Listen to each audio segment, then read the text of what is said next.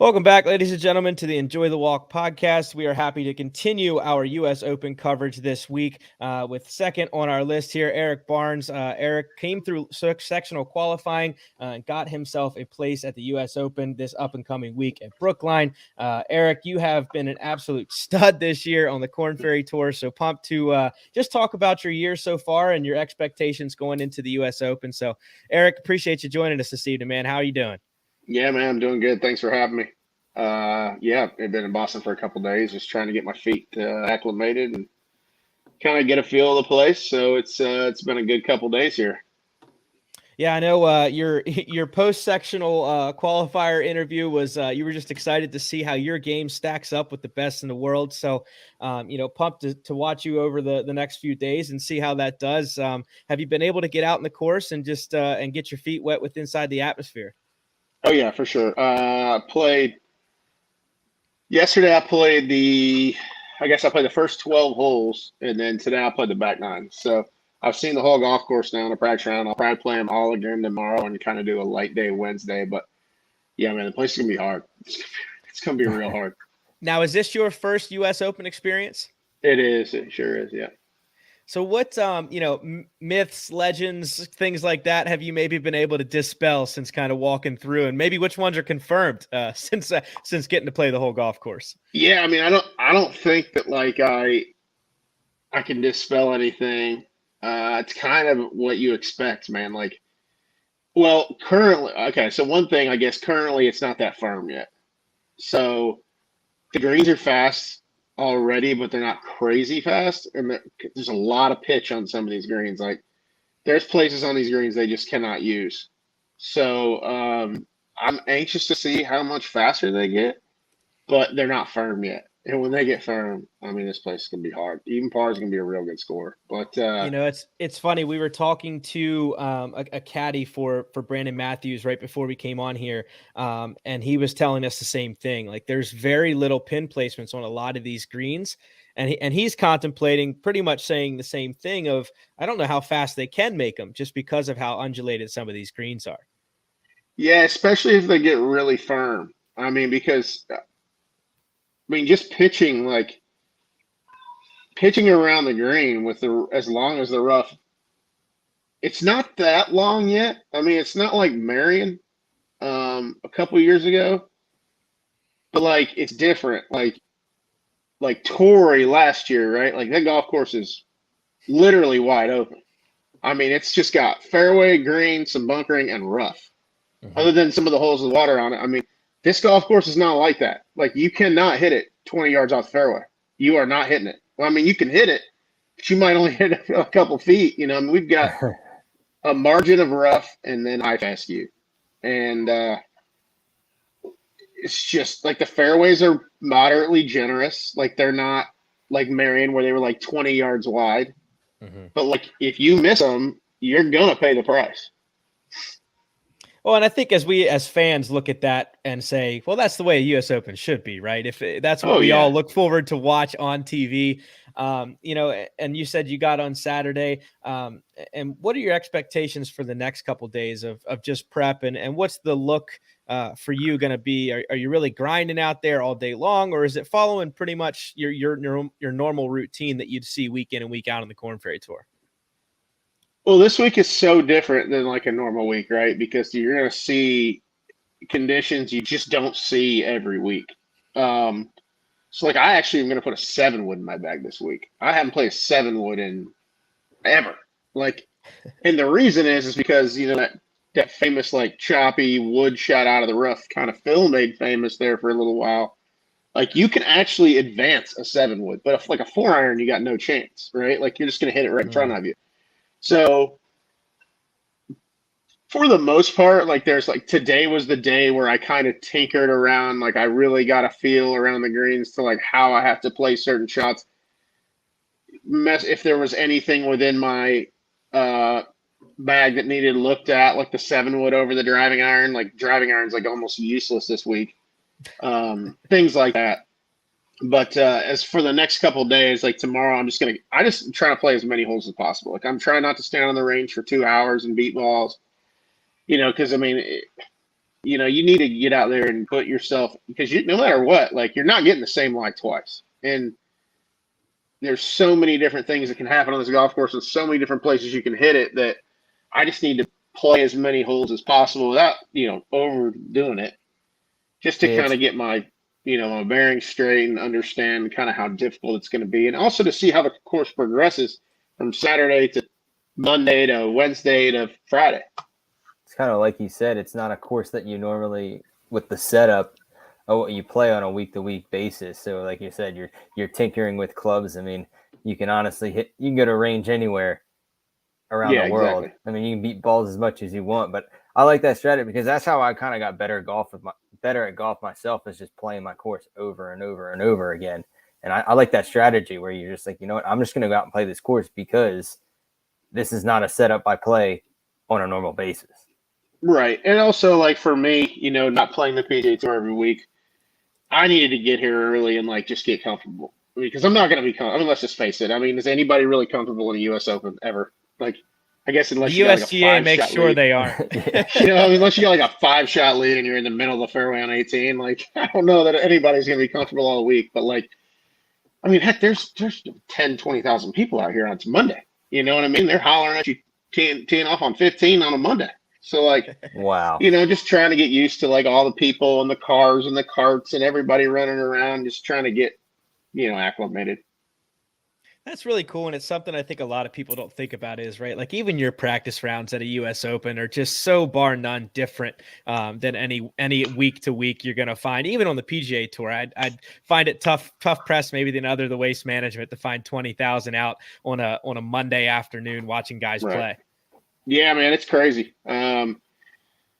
It's just a cool event, you know. I mean, so far it's been a lot of fun. I've got to see a lot of guys I haven't seen in a long time, and you know, some guys that good friends of mine that, you know, either sectional qualified in or have been playing the PGA Tour the last few years while I've been on the Korn Ferry. So it's been fun to get to see some guys and just kind of be you know, around the best players in the world. Yeah, for sure. I mean, I can only imagine that experience is going to lead to just better, you know, awareness of where you're at and how your game stacks up over the next few years. I'm sure you'll continue playing at this high level. Take us back. You mentioned sectionals there. Where did you play sectionals and what was that day like? You know, I know 36 holes in one day. Really, really tough competition. We saw some of the events, you know, 12, 13 under was getting through, 11 under was the cut at some events across the country. Where'd you play and what was that experience like for you? Yeah, so I played a really, really good golf course at the Atlanta side. I played Ansley Golf Club at Settendown, I think is what it's called. Phenomenal golf course. I mean, 2-round total, 6 under got through. Yeah, I had to go to a playoff. Matt McCarty hooped about a 25-footer on his last hole to force me and Pat, because I had to a playoff with him for 2 spots. So fortunately, it was a 2-spotter with 3 guys, but someone's not getting through. Sure. And yeah, man, it was a long day because the day before I was in Raleigh, North Carolina, and that's where I kind of secured my PGA Tour card for next year. And literally did that couple interviews, literally jumped in the shower at the club, jumped on a plane to Atlanta, got back to where I was trying to go at like 10:30, and I was like an 8:10 tee time the next morning. So, you know, it was right away, just right after it again. And I think it was kind of a good thing, though. You know, I didn't have time to settle or just, you know, it's kind of like right back into game mode, you know, like other than laying my head down for about 6 hours, you know, I was right back in game mode, right back in game mode. But that's awesome, man. When you talk about riding a high like that, knowing you're getting your tour card, leaving an event and no more than 12, maybe 14 hours later, putting a peg in the ground and saying, all right, let's do it all over again and go compete. Do you guys find that kind of setting more often than not, especially for the Korn Ferry Tour players that are bouncing around, trying to play in majors and play in other events? Is that setting pretty normal for you guys to have to travel and then kind of have that short change and go play again early the next morning? Yeah, I mean, not really, because I mean, I wouldn't say a bunch of guys go do Mondays on the PGA Tour very often during the season, because obviously everybody that plays Korn Ferry Tour has the same goal. And at the end of the year, be inside the top 25 and advance to get your PGA Tour card. So, you know, like for me, I've not been a big Monday qualifier guy. I mean, I've maybe done 2 Monday qualifiers a year in the fall. But like as far as like chasing them in the middle of the season, that's just something I haven't done. And so no, not necessarily. That's not like a normal thing. Usually, you're kind of traveling on Monday morning, and you kind of get to where you're going. Maybe you putt and chip in the afternoon Monday at the new site. But to be honest, like it almost just felt like it was like the final round somewhere. It's because like I literally played and then back to back. We get so used to playing so much golf. It's kind of almost normal. Yeah, it's crazy to think, and it's just from myself playing in a few U.S. Open locals and having a good friends of mine, advance to sectionals and then, just fall short of getting to the U.S. Open by a stroke or two here or there. When you fall into a playoff scenario like that, obviously 2 for 3, and you're just battling to not be that guy that's on the outside looking in. What's the mentality on the tee box, knowing that there's 3 guys standing here, and whether it's 1 hole, whether it's 3 holes, or however long it takes, I just cannot be that guy. What's the mentality as you go to hit that tee shot? Yeah, honestly, it was a par 5, and I was Patton could have reached probably, but it was pretty much dark. I mean, sunset was 8:42, and we were teeing off at 8:45, so it was like pretty much dark. It's a par 5, and I was just like full go mentality. Like if I could, even though the second shot is all forced carry over water, I was pretty much full go. Like you got to make birdie, because Matt McCarty is a hell of a wedge player. It's like and putter, so like he's gonna hit it, he's gonna lay it up, guaranteed. He's gonna wedge it in there to where he's gonna have a good look for birdie. So the odds of him making birdie are fairly high. So I just did, I knew I needed to make birdie. Whether or not that advanced me to another playoff hole or got me through on that first hole, I didn't know. But I was pretty sure birdie wasn't losing, because especially after Matt McCarty, knowing he got to lay up, and Patton laid up. So I had a great drive down there, and I had like 277 hole, and it's pretty much dark. And like it was so dark through my rangefinder. I have that new Bushnell rangefinder where it kind of flashes red. I could not pick up the flag. Like it was too dark. Wow. I couldn't see the flag through the rangefinder. That's dark. But I was able to, kind of guess where it was. And after like 2 minutes of trying to find it, I finally picked it up. But I hit my 3-wood further than that. Because I hit stock flat draws. And you don't really want to go over the green either. Especially it's dark. So like if you don't hit it in the fairway, like say you hit it over the green in the rough, can you really tell how good your lie is? Your depth perception is just that much worse. So like I didn't want to just stomp 3-wood over the green and like risk hitting it in the back hazard or like having a sketchy lie in the rough. So I looked at my caddy. I was like, I got to hit a shot that I don't hit a lot of. I don't hit a ton of cuts. I mean, I can cut it well when I need to, but I don't do it. And I just aimed at the left side of the green, just tried to hit a high fade. And I mean, this thing came out perfect. I mean, it was light enough to where you could still see the ball. Like you knew where it was going, even though you couldn't see it on the ground. And I knew it was good. Like it had to be good. There was no way it was not going to be good. And this thing came up like it probably flew 25 feet short of the hole, but like there's this huge ridge in the middle of the green, and it flew straight into that ridge. And had it flown short of that ridge, it would have just trickled right over that ridge and it'd been a really good look at eagle. But it ended up flying straight into that hill and just kind of staying there. So I had to kind of putt up and over. But like I said, and I mean, after it was all said and done, birdie was good enough to advance to the U.S. Open. Love that. That's man, when it's dark like that and you got to go play a par 5, just so many things can go wrong, and you just got to trust what you brought at the end of the day. So really cool to hear that story, and just that you let one fly. No hold. Yeah. No laying up there. Like just got to hit it, man. I love it. Why not? Right.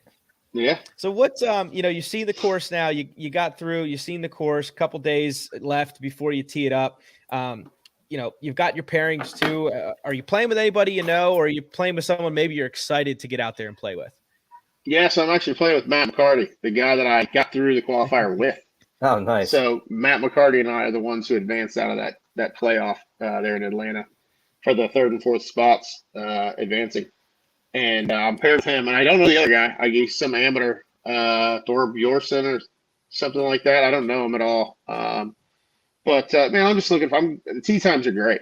Getting first off, that's unbelievable. Like I kind of was expecting, 9 o'clock, 3 o'clock, back in the wave stuff. But getting 6:30 first off Thursday morning, that's awesome. Maybe get out there to a hot start, and before it gets too crazy out there and I get too uncomfortable. So hopefully I can get out there off to a hot start and just kind of see how it goes. Yeah, it's awesome, man. I mean, as we love to get out there early in the mornings and play our own rounds and get around in like 2.5, 3 hours. Maybe you guys might not do that, but you can set the pace nice and early and have some fun. Yeah, I mean, I don't think anybody's playing a U.S. Open round in 2.5 hours. But hey, 4 hours, 4.5, 5 hours, it's all good too. I mean, you get off to a hot start, man. You can just put it on cruise control.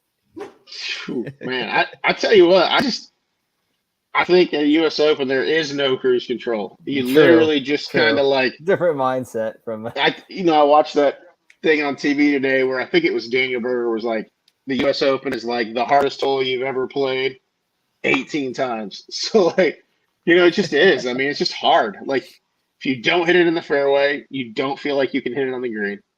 And if you don't hit it on the green and you don't hit it in a very good spot, you're just not going to get it up and down. So like, you just got to avoid making double bogeys. 5 is not going to kill you in a U.S. Open because you're going to make some birdies. So like, as long as you don't like start making doubles and triple bogeys, you can just kind of, hang in there, see what happens. Even par makes a lot of noise at most U.S. Opens. I'll say that. I'll tell you what, I'd sign up for even par after 17 holes right now. Just see what happens. I think you and the rest of the field, Eric. There's no doubt about that. Yeah. Awesome, man. Well, hey, we appreciate the time when you joining us. Guys, be on the lookout. Erik Barnes making his debut at a U.S. Open. Eric, we appreciate the time. Best of luck out there in Boston this week, and hopefully we'll see you come late Sunday afternoon. Yeah, man. Appreciate it. Thanks, guys. Have a good one. Take care. Absolutely. See you.